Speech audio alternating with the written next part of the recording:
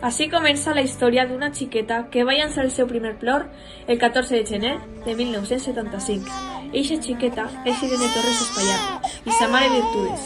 Mentre li cantava una nana, poc podia imaginar el gran futur que li esperava. Irene, encara que tenia un germà major i un xicotet, li encantava jugar sola imaginant que era una secretària amb els seus papers i la seva màquina d'escriure.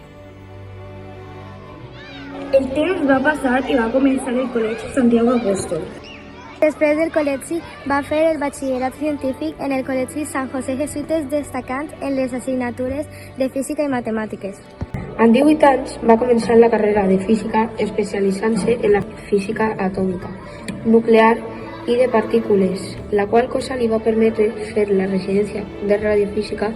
En 2004 va fer les maletes per a començar la seva aventura en Alemanya. Va passar 4 anys treballant en el seu doctorat a un hospital de Múnich i 2 anys realitzant tasques d'investigació postdoctoral. Finalment, en 2014 es va incorporar com radiofísica adjunta a l'Hospital de la Fe de València, on es troba actualment. Però què és el que fa realment Irene en el seu treball? Perquè, dit de manera senzilla, és especialista en la física mèdica i ajuda a localitzar malalties. I com ho fa?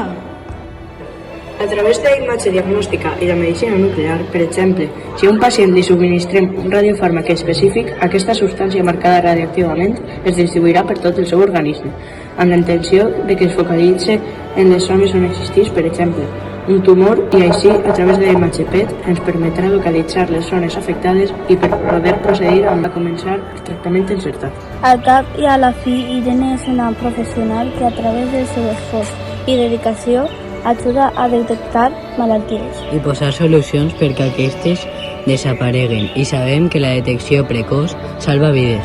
Per tant, la nostra experta té molt de mèrit perquè a banda de tindre temps d'estar amb la seva parella i el seu fill, de ballar i viure, també salva vides.